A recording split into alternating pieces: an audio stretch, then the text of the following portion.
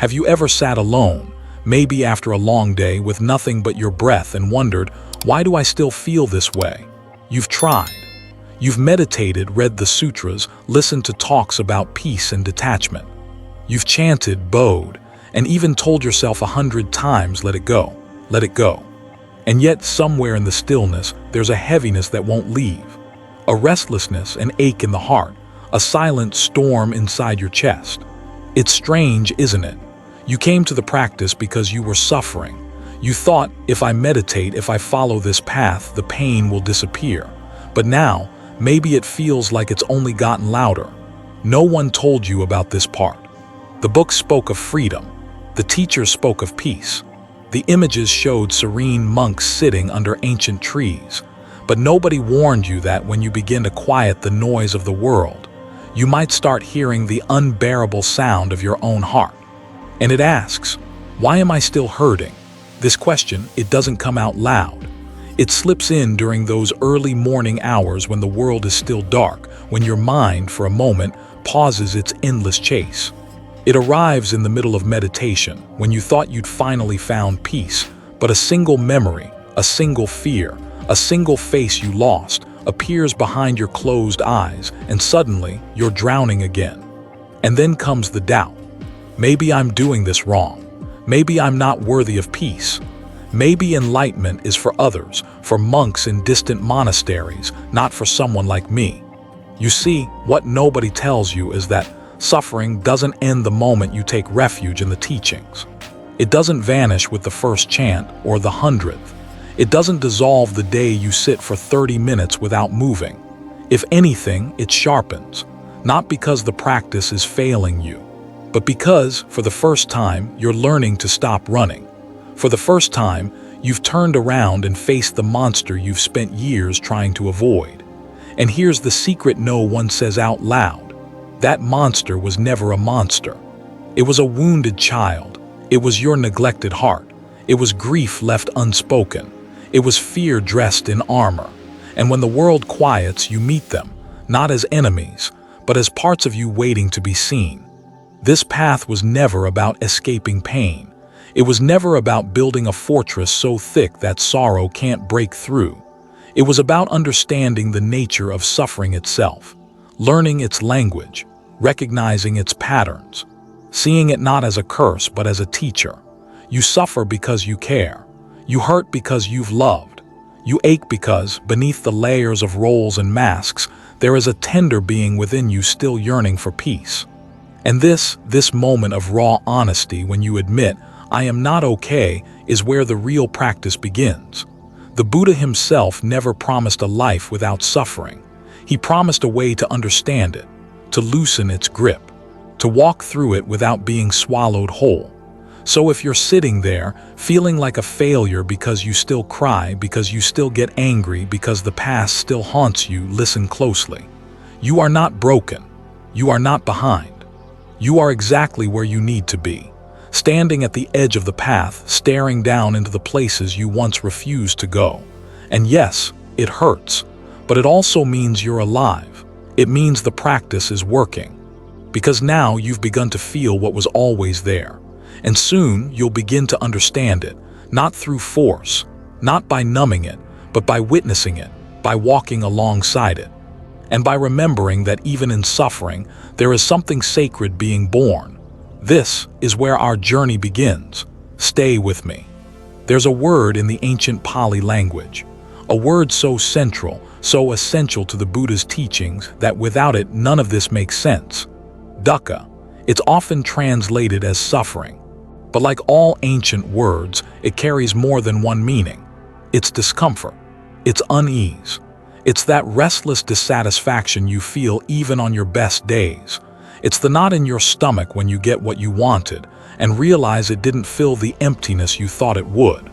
Most people spend their entire lives trying to outrun dukkha, chasing money, chasing status, chasing love, chasing distractions. One thrill to the next, one possession to the next, one relationship to the next. But the Buddha saw through this game. He saw how everything we cling to eventually slips through our fingers. Your youth fades, your possessions break, Your loved ones leave or die or change.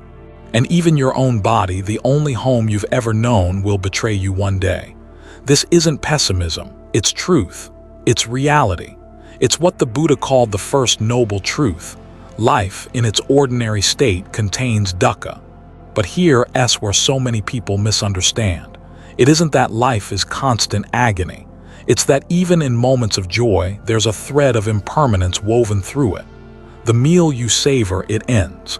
The music you love, it fades. The people you cherish, they too will go. And the moment you grasp at these things, trying to freeze them, trying to make them stay, that's when suffering deepens. Dukkha lives in that grasping, in that desperate clench of the heart that says, please don't change, but everything does. The Buddha wasn't pointing this out to depress us. He was offering us a key, a way to finally stop fighting against the nature of existence. You see, suffering isn't a flaw in life. It's baked into the design. It's like swimming in the ocean and resenting the waves. They're part of it. And the moment you accept their presence, you learn to move with them instead of being dragged under. But we don't like that. We want control. We want guarantees. We want something to hold on to, and yet every handhold crumbles. So what do?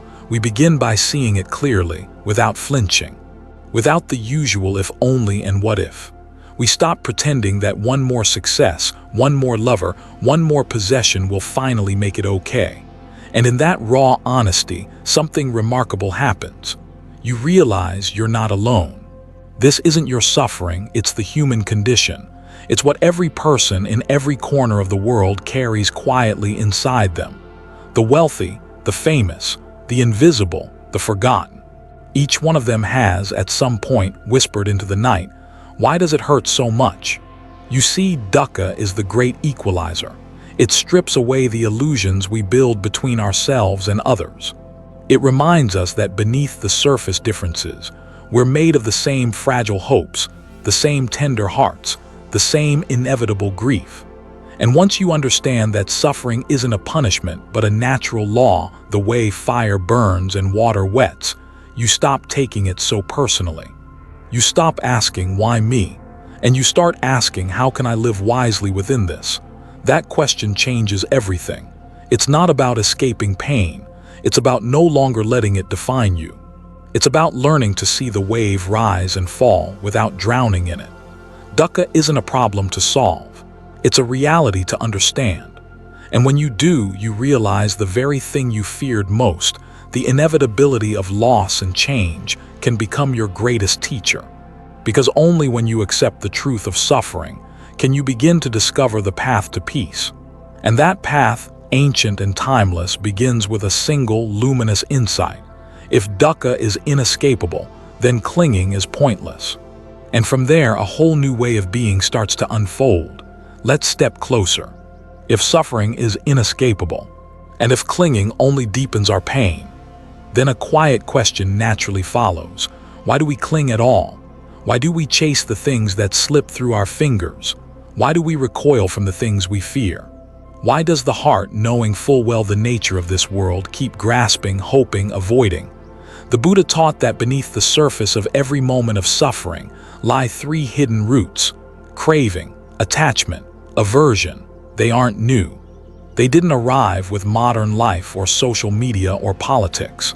They're ancient, woven into the fabric of human experience since the first breath was taken. And like roots beneath a tree, they remain mostly invisible, but they shape everything. Let's look at them closely. Craving. In Pali, it's called tanha, a thirst, a hunger that no meal, no lover, no success can satisfy for long. It whispers to us constantly, if you just had this, you'd finally be okay. If only that hadn't happened, you'd be happy now. It pulls us toward pleasure, toward validation, toward distraction.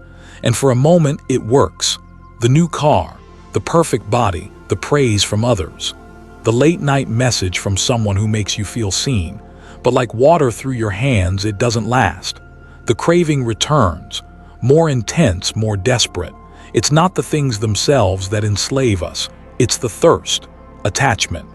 We don't just crave new things, we cling to what we have.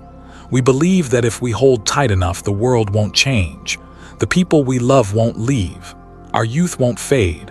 Our possessions won't break. Attachment isn't love. It's fear dressed as love. It's the tight grip of the heart saying, stay as you are. Don't leave me, but everything leaves. Everything ends. And when it does, we suffer twice, once from the loss itself, and again from the refusal to let it go. Aversion, the other side of craving. Not the things we run toward, but the things we run from.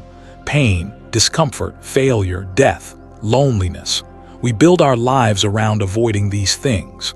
Constructing walls, schedules, careers, relationships designed to protect us. But life, as it always does, finds a way in.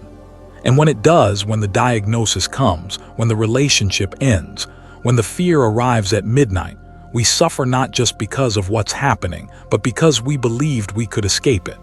Craving, attachment, aversion. The Buddha called them the three poisons. And like any poison, they work quietly, invisibly, eating away at our peace, our clarity, our compassion. You might think, but aren't desires natural? Isn't it normal to want good things and avoid pain? Yes, it's natural, but what's natural isn't always wise. Fire is natural too, but held carelessly, it burns. The problem isn't pleasure, it's believing pleasure will save you. The problem isn't love, it's mistaking love for possession. The problem isn't pain, it's imagining pain as punishment instead of a teacher. The Buddha didn't ask us to suppress our desires or to live as cold, detached beings. He asked us to see them clearly, to watch how craving leads to restlessness, how attachment leads to fear, how aversion leads to suffering, because once you see a poison for what it is, you stop drinking it. And here's the secret most people never learn. It's not the desire itself that hurts you. It's your refusal to watch it rise and fall without acting on it. When you can sit quietly, feeling the surge of wanting and simply notice it. When you can let the ache of loss exist without clinging to what was. When you can witness fear without fleeing from it. That's where your freedom lives. The roots don't disappear overnight, but the more you see them, the less power they hold. And one day you find yourself craving less, clinging less, fearing less. Not because you've fought them, but because you've understood them. The mind, like any storm, calms when left undisturbed. And in that calm, something new, something luminous begins to reveal itself. Let's take one more step toward that light. You begin the path with hope.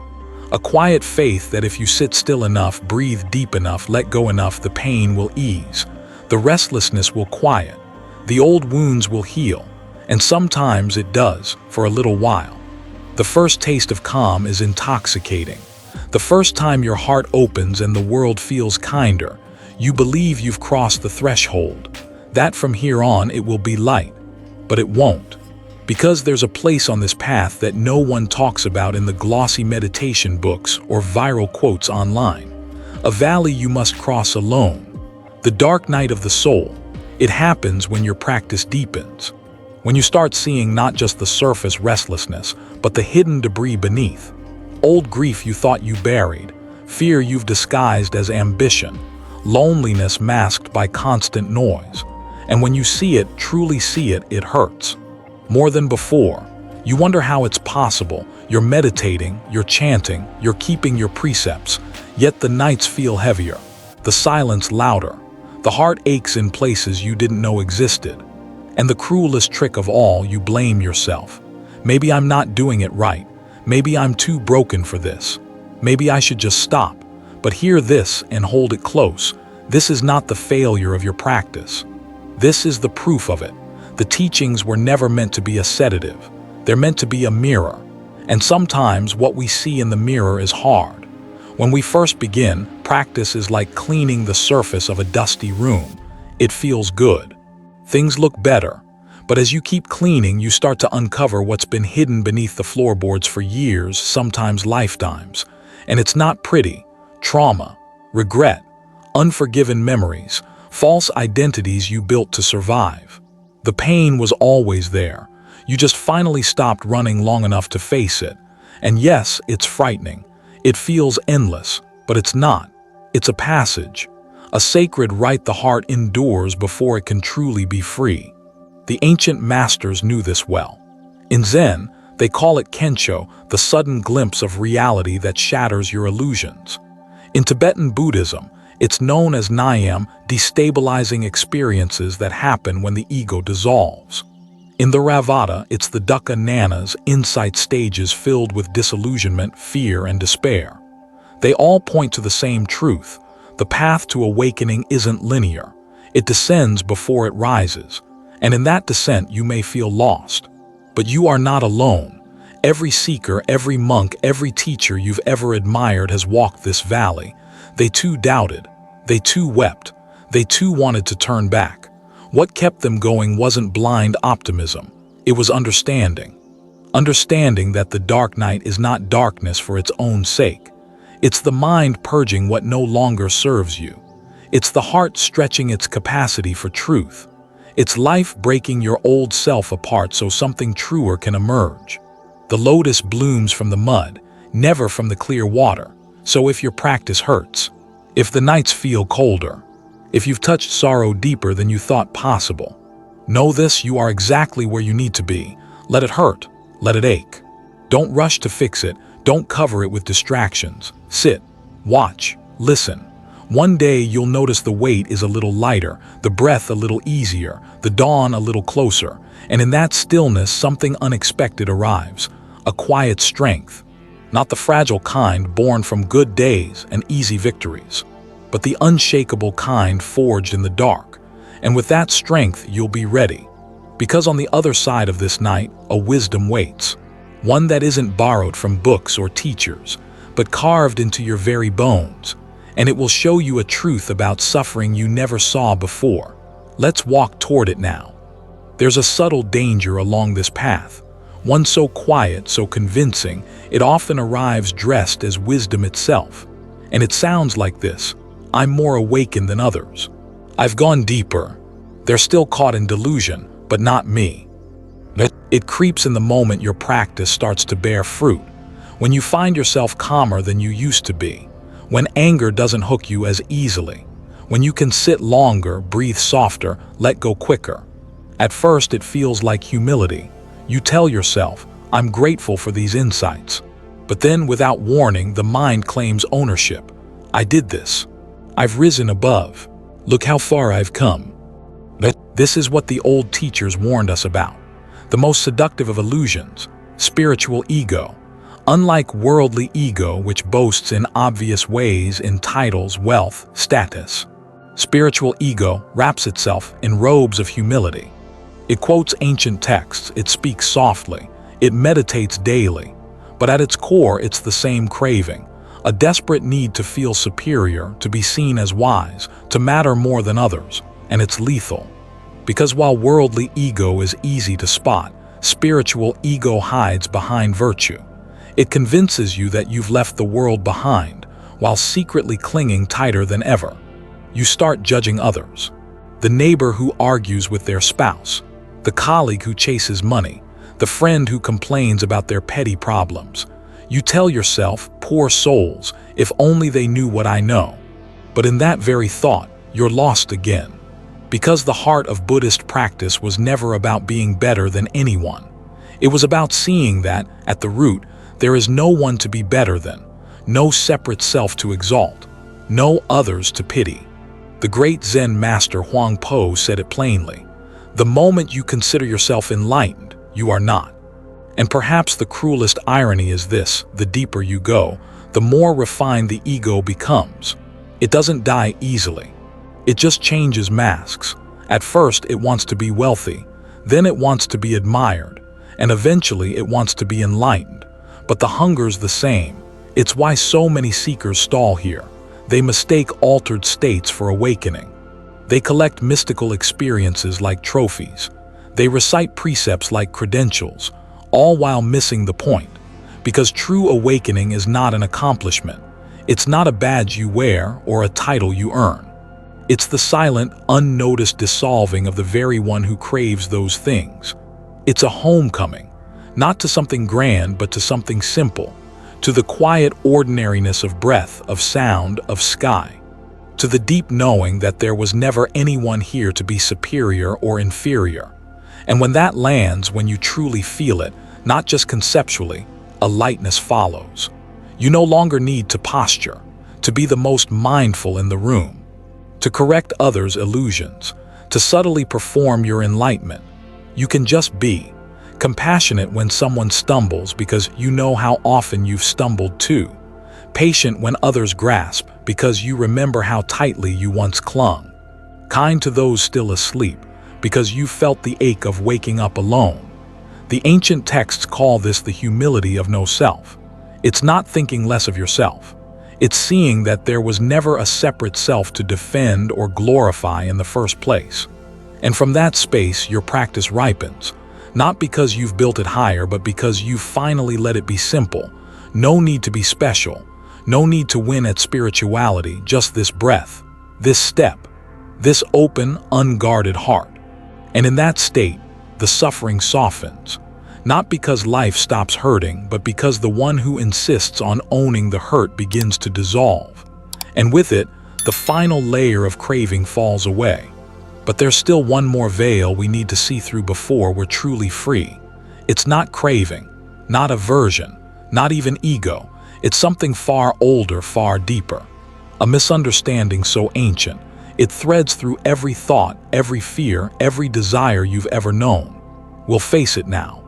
For so long, we've struggled against the weight of our own minds, chasing peace, fighting pain, trying to fix what feels broken. But what if the problem was never the suffering itself, only our refusal to let it be? This is the paradox of the path.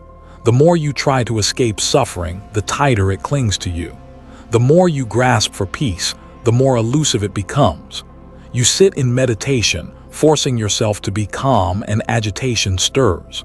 You seek awakening as an achievement, and pride arises. You cling to your image as a practitioner, and fear of falling short creeps in. It's a game you can't win, because the self that tries to let go is the very thing that must be let go of. And here's where the ancient masters offer us the key. Stop struggling, not in defeat but in recognition. See suffering for what it is, a teacher, a gentle, persistent reminder that you're clinging somewhere, to an outcome, to an identity, to an idea of how life should be. And when you notice that, you don't have to fight it. You don't even have to fix it. You just let it be. Like watching clouds drift across a wide, empty sky. You don't have to chase them away. You don't have to hold them in place. They come, they go, and the sky remains. This is what the Buddha meant when he spoke of non-attachment, not indifference, not apathy, but a heart so open it no longer needs to control the weather of the mind. And in that openness, something extraordinary happens. You stop seeing suffering as a personal failure. You begin to see it everywhere, in everyone. The cashier masking her loneliness behind a forced smile. The angry driver, desperate for control in a life spinning too fast. The old man in the park, staring at a photo of someone long gone. And for the first time, your pain doesn't isolate you. It connects you. You realize, this is the shared human condition. To hurt, to hope, to lose, to love. And from that seeing, compassion is born, not as a moral duty, not as a performance, but as an instinctive tenderness for the fragile, beautiful ache of being alive. You no longer need people to be perfect. You don't need them to awaken on your schedule. You simply hold them in your heart as fellow travelers, some ahead of you, some behind, all moving through the same storms, toward the same unknown. And when you treat your own suffering with that same kindness, when you stop blaming yourself for hurting, when you stop measuring your worth by your peace, the grip loosens, not because life has changed, but because the one who fought against life has softened. This is letting go, not an act you perform, but a natural falling away, when you realize you were never holding anything at all.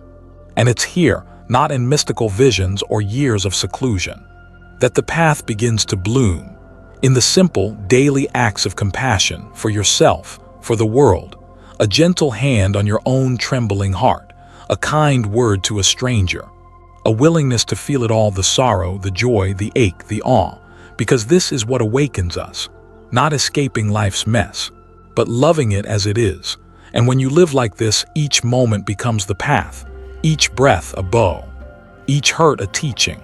There's nothing to chase, nothing to fix, only a continual opening again and again to the raw, tender truth of existence. And in that space, you realize suffering was never the enemy, it was the doorway, the one you'd been avoiding your entire life. The one that, when stepped through, leads not to a perfect world, but to a heart vast enough to hold the world as it is. And so here we stand, on the threshold, one step left, the final quiet insight waiting to be heard. And when it comes, it won't be a lightning bolt. It won't be a chorus of angels. It will be something so simple, so ordinary, you'll wonder how you missed it. Let's walk there together. All along, we believed this journey was about escaping pain, about finding some secret technique, some ancient mantra, some perfect state, where suffering could no longer reach us. We imagined enlightenment as a place where the heart never aches, where the mind never trembles, where the world's cruelty passes through us like wind through empty branches. But the wise ones knew better, and they tried to tell us, not in grand declarations, but in quiet gestures, in riddles, in long silences, because the truth can't be forced upon a restless heart. It has to arrive when we're finally still enough to hear it, and here it is. Liberation is not the absence of pain, it's the end of our resistance to it. It's the moment you stop running, the moment you turn toward your sorrow and no longer flinch. You see it, you name it, you bow to it, not as an enemy, but as a messenger.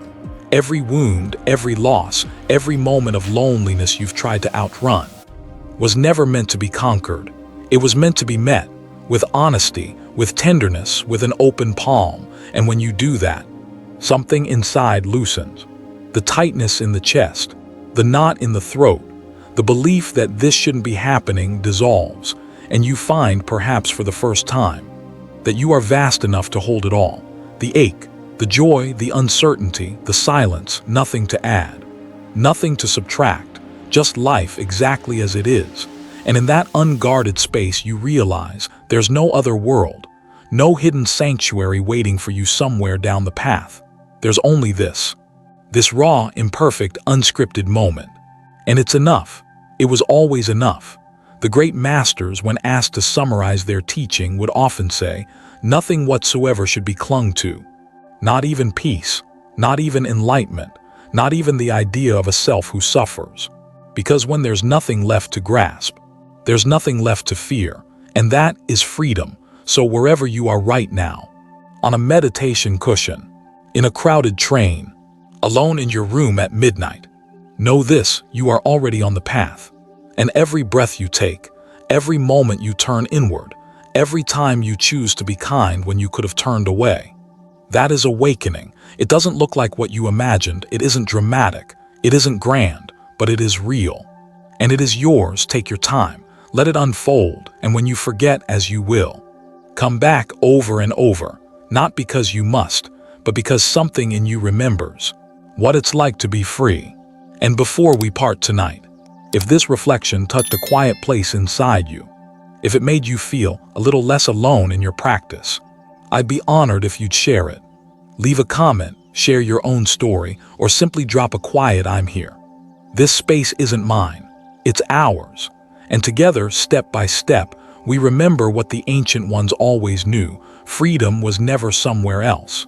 It lives here now, in the very heart of what we thought we had to escape. Thank you for walking this road with me.